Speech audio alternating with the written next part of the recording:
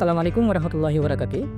Perkenalkan saya Bahi, SSTMT. Saya menyelesaikan jenjang sarjana pada Institut Teknologi Bandung yang saya selesaikan pada tahun 2015. Kemudian melanjutkan studi pada jenjang magister di kampus yang sama yaitu Institut Teknologi Bandung yang saya selesaikan pada tahun 2018. Sekarang saya sebagai penampu mata kuliah pemrograman 1 pada program studi Teknik Elektro Universitas Syekh Kuala dengan kode SRTE 1007.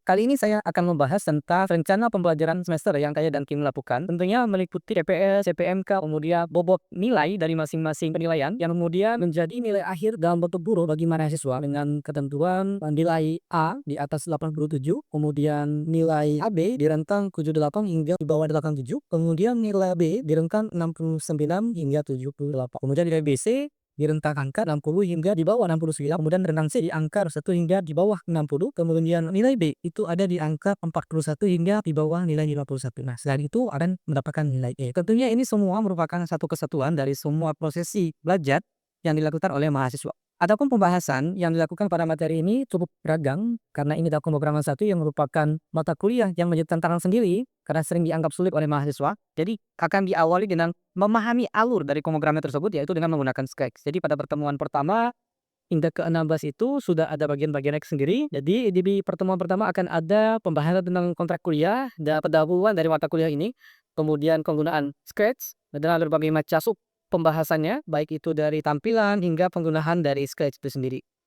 Nah, setelah UTS, maka mahasiswa akan dilanjutkan dengan mempelajari coding langsung menggunakan pemrograman Python. Nah, dengan pemrograman Python ini diharapkan menjadi skill dasar bagi mahasiswa untuk kemudian menyelesaikan mata kuliah selanjutnya bahkan hingga lipsi. Jadi diharapkan mata kuliah ini mampu untuk mendukung karena merupakan hal yang sangat mendasar bagi mahasiswa bidang teknik elektro khususnya di bidang IT. Kemudian di pertemuan pasca UTS diantaranya ada penggunaan string, kemudian penggunaan number and math. Di pertemuan ke-10 ada function and loops, dan kemudian di pertemuan ke-11 ada finding and fixing code bugs, dan kemudian ada conditional logic, dan kemudian ada encounter flow.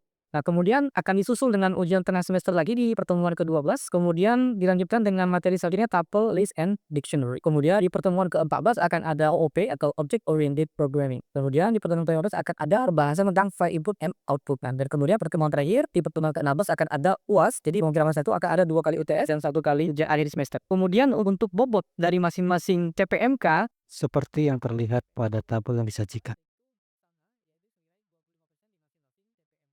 Sekian saya sampaikan mengenai mata kuliah ini. Terima kasih. Assalamualaikum warahmatullahi wabarakatuh. Waalaikumsalam warahmatullahi wabarakatuh. Pada hari ini kita melanjutkan materi kita sebelumnya mengenai pemrograman 1 ya. Pada sesi-sesi sebelumnya kita sudah belajar tentang penggunaan Scratch ya. Scratch pada pemrograman. Kira-kira kenapa kita perlu menggunakan Scratch pada pemrograman? Kenapa nggak kita langsung ke codingnya saja? Apa kira-kira? Boleh, silakan. Baik Pak, untuk mengetahui dasar-dasar algoritmanya Pak. Ya, baik sekali. Betul ya. Jadi kenapa kita perlu belajar Scratch? Karena ini kan pemrograman 1 ya. Artinya mahasiswanya adalah mahasiswa-mahasiswa yang baru mempelajari pemrograman. Ya. Kalau tiba-tiba dicemplungin ke dalam codingnya langsung yang sangat sensitif, baik itu huruf kecil, huruf besar, spasi, bahkan titik koma, itu sangat sensitif, maka yang ada kebingungan ya. Oleh karena itu kita perlu untuk mempelajari alurnya terlebih dahulu dengan menggunakan Scratch. Kenapa kita menggunakan Scratch? Karena dengan Scratch itu kita cukup untuk menggabungkan blok-blok saja gitu ya. Jadi kayak main puzzle. Kalau puzzle-nya cocok, maka itu bisa kita gunakan. Kalau puzzle-nya tidak cocok, tidak dapat kita gunakan. Itu dasarnya kenapa kita belajar Scratch terlebih dahulu. Sekarang kita diskusi tentang function and loop. Fungsi dan loop. Ada yang sudah tahu tuh apa yang sebenarnya fungsi? Fungsi. Ya, fungsi dan loop. Kalau loop sudah jelas ya, loop itu adalah satu perulangan. Ya, macam-macam namanya. Ada iterasi, ada loop, ada perulangan dan sebagainya. Kalau function ini adalah suatu modul yang kita gunakan untuk menghimpun beberapa perintah dalam satu kesatuan. Misalkan gini, sederhanai. Kalau seandainya kita punya langganan penjual nasi goreng, ketika kita ingin memesan nasi goreng yang tiap hari kita pesan itu aja, apa yang kita lakukan? Kita bilang nasi goreng kayak biasa gitu kan ya? Nah, begitu jual kursi. Jadi kita nggak perlu jelaskan, nasi gorengnya jangan pedas bang, jangan pakai bawang misalkan. Jangan pakai ini. Kita nggak perlu sebutkan satu persatu lagi. Dengan adanya fungsi, kita cukup menggunakan peringkat yang sebelumnya sudah biasa kita gunakan. Jadi kita misalkan sampaikan bahwa nasi goreng seperti biasa. Itu sudah menghimpun semuanya dengan jalan yang cukup singkat. Kita nggak terlalu banyak ngomong, kan gitu ya. Oke. Selanjutnya kita masuk ke materinya. Nah, ini tes awal. Tadi sudah kita lakukan dalam waktu 10 menit. Tes awal sudah kita lakukan dalam waktu 15 menit tadi. Kemudian kita langsung ke materi. Tadi kita sudah membahas tentang fungsi. Pada pemrograman Python, pasti kita menemui beberapa perintah yang antaranya ada print, ya, ada input, ada float, dan lain-lain. Nah, semuanya ini sebenarnya merupakan fungsi. Ini fungsi, ini fungsi, ini fungsi, dan lain-lain juga merupakan fungsi. Tapi bedanya apa? Fungsi yang ada di sini ini merupakan fungsi yang merupakan bawaan dari Python-nya, gitu ya. Apakah kita bisa buat fungsi sendiri? Bisa. Nah, itu fungsi yang berbeda. Tapi kalau yang contoh di sini ini adalah fungsi bawaan yang sudah ada pada Python. Apakah kita bisa membuat fungsi dengan nama yang persis sama seperti ini yang sudah membuat bawaan Python? Tentunya nanti bakal bermasalah karena fungsi itu telah digunakan. Nah, ibarat bentuk gitu ya. Kemudian terlanjut. Nah, seperti yang tadi saya sampaikan, fungsi itu merupakan kumpulan perintah. Contoh tadi nasi goreng. Nasi goreng kita pesan misalnya tidak pedas, tidak pakai bawang, jadi ada 2 perintah. Mungkin banyak lagi ya. Misalkan jangan terlalu berminyak dan sebagainya. Ada banyak perintah ya yang tersimpan ya. Jadi bagaimana caranya kita mudah untuk memberikan perintah yang persis sama dengan cara yang cukup singkat. Itu fungsi. Jadi kita cukup bilang nasi goreng bang kayak biasa, gitu kan. Jadi kasus inilah yang mengilustrasikan bagaimana fungsi digunakan. Oke, kita lanjut. Tujuannya adalah agar mudah dipakai ulang. Kenapa mudah dipakai ulang? Karena tiap hari kita pakai itu aja, gitu kan?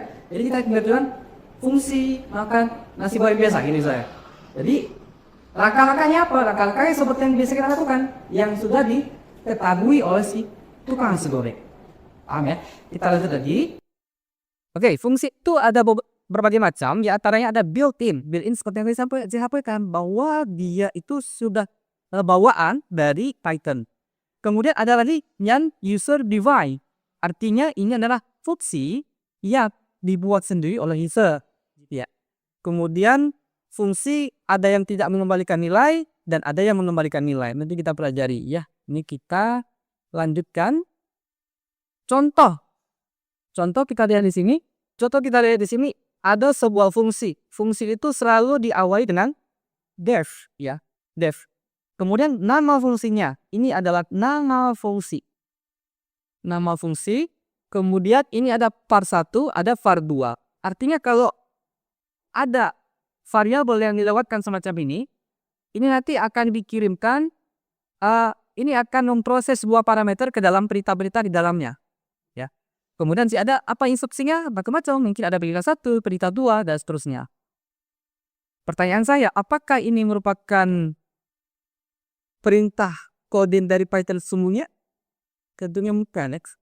Nah, Anda perintah coding dari Python, perintah pun ada. Jadi ini adalah CDOPE, kode keuang yang mengilustrasikan bagaimana program itu berjalan ya. Kemudian ada return untuk kembalian dari fungsinya. Yang tadi di awal disebutkan bahwa fungsi ada 2. Ada yang memberikan kembalian return ya, ada yang tidak memberikan return.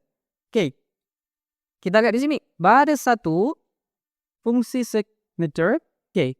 Diawali dengan def seperti yang saya sampaikan. Diawali dengan def. Kemudian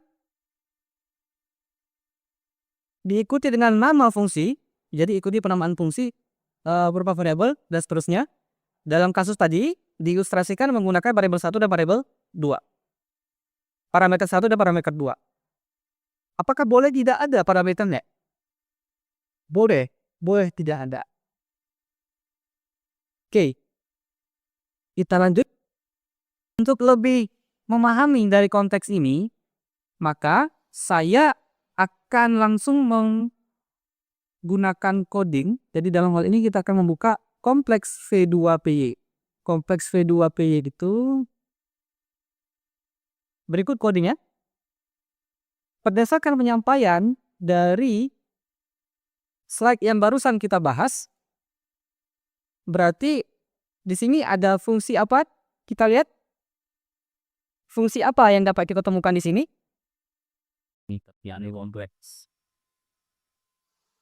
Boleh, saudara? Oke, bagus. Nah, nama fungsinya adalah minta bilangan kompleks. Dari mana kita tahu ini fungsi? Tentunya karena dia diawali dengan def ya. Oke, bagus. Kemudian di baris kedua kita lihat ada berupa komentar dan seterusnya. Di sini ada real. Kemudian real ini adalah suatu variabel yang diberikan isian berupa input. Input ini apa berarti? Tergantung data yang diinput oleh user. Bagus ya. Kemudian ada lagi variabel baru namanya imaginate, juga sama mengandalkan inputan dari user juga.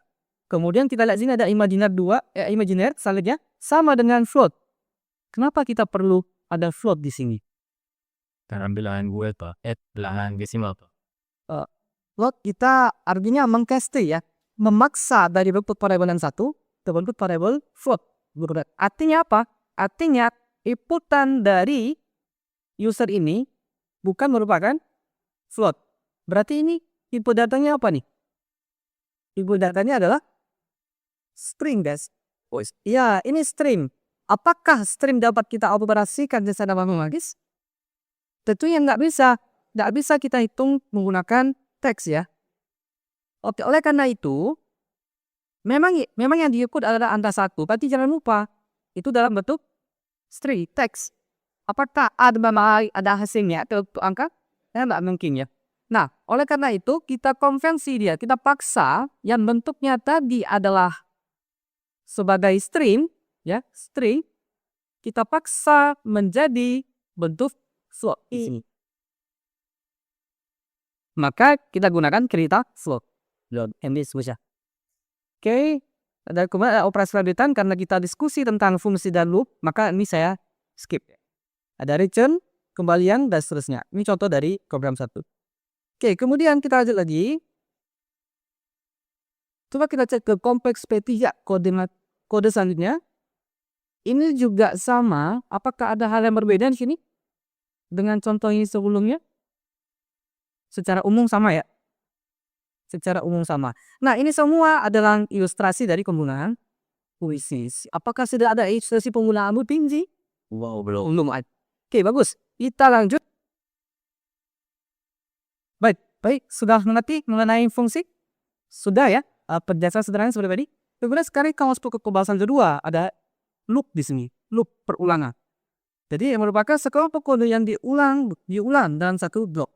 Bayangkan kalau zaman dulu mungkin ada siswa yang dihukum untuk menuliskan misalkan saya tidak mengulangi kesalahan saya kembali, misalkan seperti dia. Tulis berapa baris hukumannya misalkan gitu ya. Nah, kalau siswa itu minta coding, dia tinggal buat program untuk menulis itu tadi dengan perbedaan di ujungnya saja berarti ya. Nah, baris 1 berarti 1, 2, 3, 4 sampai mau 1000 baris pun dihukum itu dalam waktu singkat selesai itu pada codingan gitu ya. Nah, karena inilah fungsi dari loop. Karena dia melakukan sesuatu yang sama secara berulang-ulang gitu. Ada dua jenis loop, diantaranya ada loop while dan ada loop for. Nanti kita lihat masing-masing kemudahan dari fungsi dari loop ini. Oke, di sini kita lihat loop. Ada penggunaan while di sini sebagai perulangan ya. Dan kondisinya apa? Kondisi itu kan hasil akhirnya true atau false ya. Kalau benar dia ngapain, kalau salah ngapain aja leader. Nah, dalam hal ini kondisinya apa? Nanti itu tergantung kondisi dari codingan kita. Kemudian kalau seandainya ini benar, kalau seandainya ini bernilai benar kondisinya, benar atau true ya, maka baris ini dijalankan dan kemudian setelah selesai lanjut ke baris selanjutnya.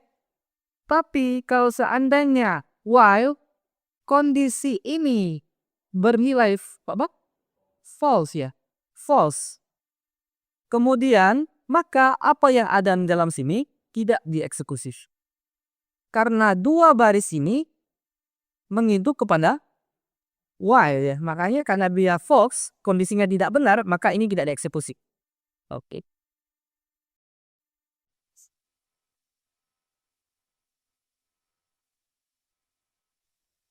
Kita lanjut. Contoh penggunaan while langsung ke coding. Coba perhatikan ke depan. Siapa yang bisa menjelaskan kira-kira apa yang dimaksud dengan perintah ini? Apa guna dari perintah di depan? Silakan. Boleh, silakan Tisa. Baik Pak. Menurut saya tadi apa? Pertama nih Pak kita menerapkan ke string variabel angka sama dengan 1. Oke.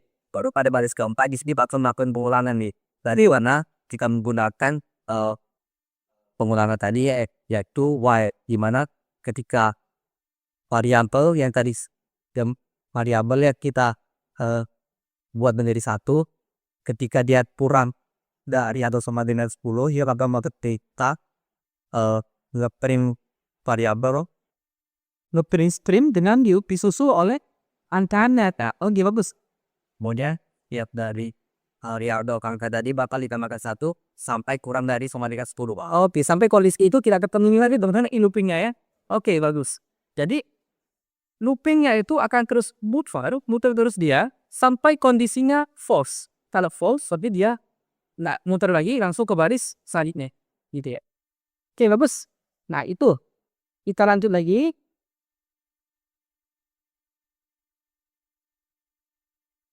Adalah kita kalau kan dia ada while, kemudian ini ada for. Coba diperhatikan lagi. Kalau while tadi hanya while lagi kondisi ya, kondisinya seperti ini. Sekarang coba kita lihat di for.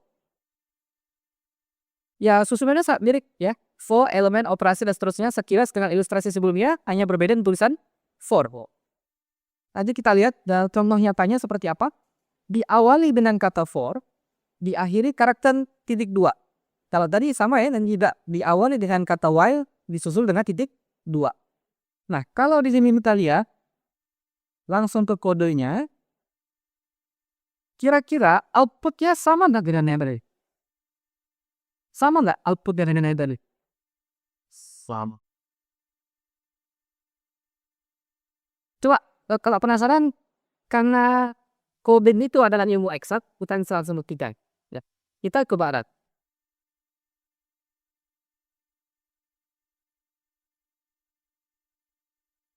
Oke, karena coding itu adalah ilmu eksak, kita tinggal buktikan. Jadi nggak ada kata ambigu di sini. Jadi karena kita matematika, orgi, fisika dan sebagainya itu ilmu eksak, kita bisa buktikan. Jadi kita coba lihat dulu apa hasilnya. Kita run di sini, run away. Maka apa hasilnya? Hasilnya adalah cetakan angka 1 ya, sesuai dengan perintah yang di sini tadi. Angka disusun dengan 1. Gitu ya. Kemudian angka 2, angka 3, angka 4, angka 5, angka 6 sampai angka 9. Artinya dicetak dari angka 1 hingga di bawah 10. Itu maksudnya. Ya. Artinya range-nya itu adalah 1 sampai 9. Makanya 1, 2, 3, 4, 5 sampai 9 di sini. Selesai ya. Untuk kalau penggunaan top. Sudah terlihat enggak penggunaan while tadi dan penggunaan for? Ya. Mungkin ada pertanyaan, silakan. Boleh, silakan. Silakan Mus Adidit. Pertanyaan saya Lulus Manuel dari PPA. Saya ingin bertanya, apa perbedaan antara loop for dengan loop while? Loop for dan loop. Gampangnya kita lihat perbandingan dulu ya. Kita dukung. Oke, coba kita lihat while bentuknya seperti apa nih? Angka lebih kecil sama dengan 10. Berarti kira-kira karena ini dimulai dari sampai tadi ya. Berarti 1 sampai lebih kecil sama dengan kira-kira ini hasil cetakannya apa? Atau angka berapa yang dicetak?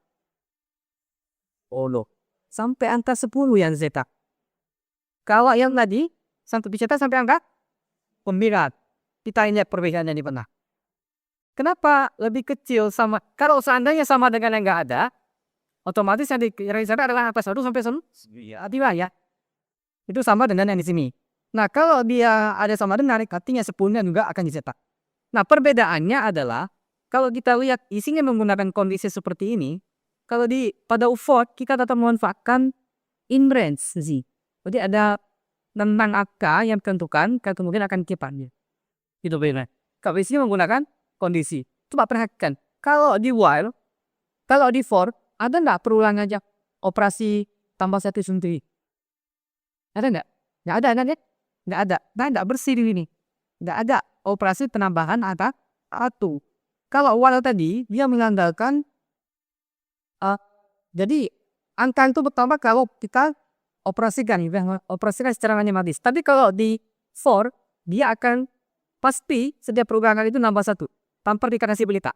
Itu bedanya. Bisa ya? Apa kemudiannya? Berarti kalau for seperti ini, kita nggak bisa custom ceritanya.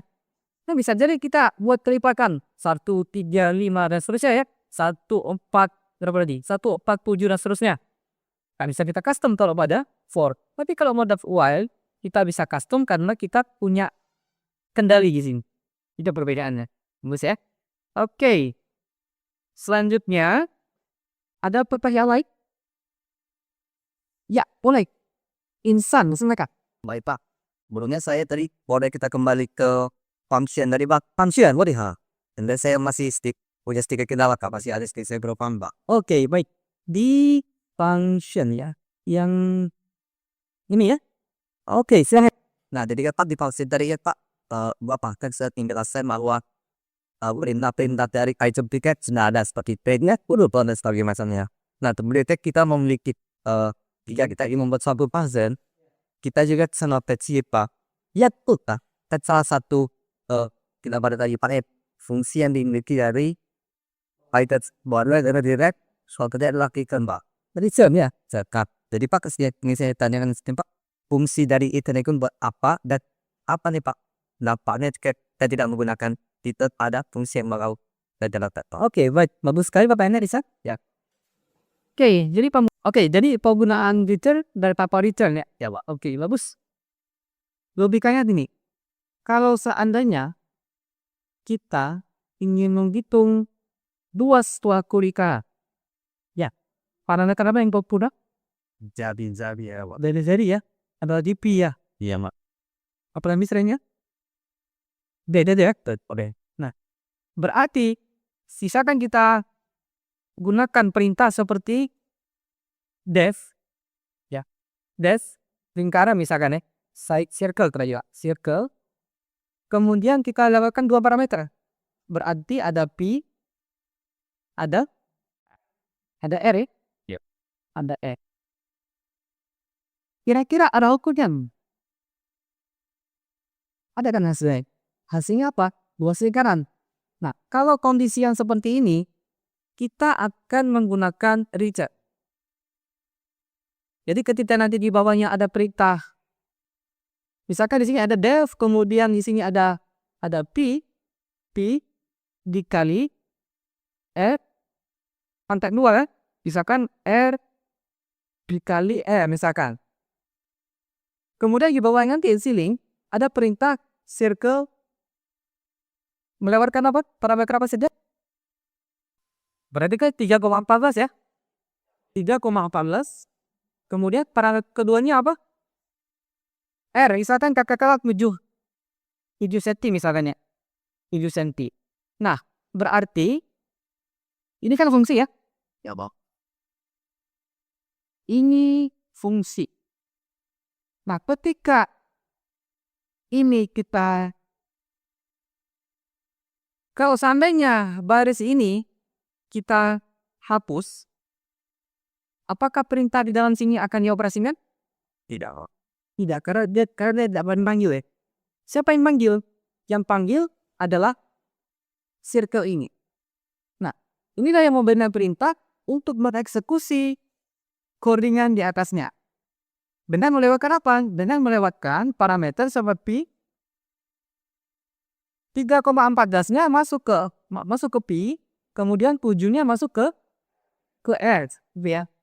Kemudian setelah itu P-nya bernilai 3,14 dikali 7 dikali 7. Nah, nilainya katakanlah misalkan nilainya berapa gitu ya.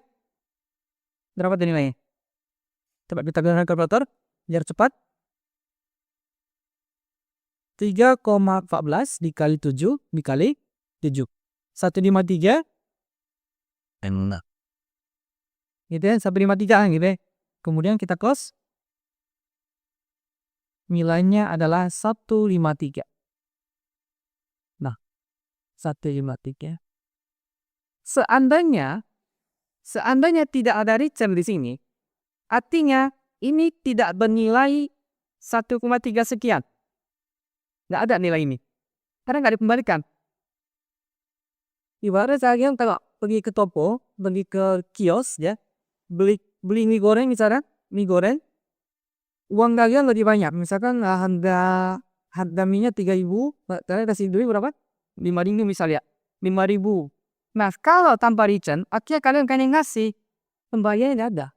Dan kasih gitu ya. Nah, kalau di sini 153-nya ada sebelumnya, dan tidak kembali sama dia. Ya. Jadi benar ada di sini return. Misalnya di sini ada return ya. Return dari si nilai ini katakanlah disimpan dalam variable X misalnya. Maka answer X, maka ini akan bernilai 153. Sekian tadi. Kalau ini tadi tidak ada kembaliannya dia. Hanya akannya apakah dilakukan ya mah. Proses transaksinya dilakukan. Tapi apakah ada kembaliannya? Nggak ada. Itu bedanya ya. Jadi tahapan-tahapan di sini dilakukan, tapi karena dia tidak ada return, tidak ada timbal balik ke fungsi yang memanggilnya. Bisa dipahami ya?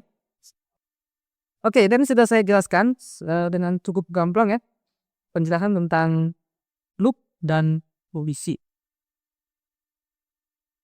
Dengan contoh berupa kode langsung.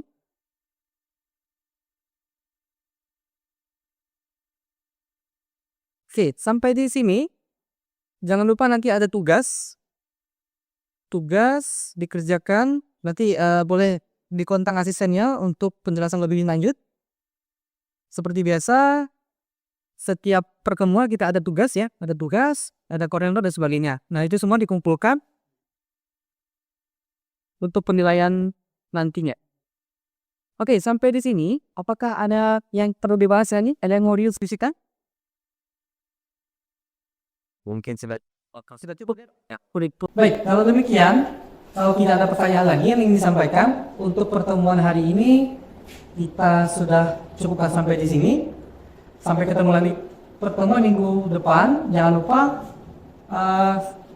tugas, koordinat dan praktikum dari asisten dikerjakan semua karena akan menjadi dasar-dasar penilaian kalian nanti di akhir semester. Demikian pertemuan kita hari ini, saya cukupkan sampai di sini. Saya akhiri. Assalamualaikum warahmatullahi wabarakatuh. Waalaikumsalam.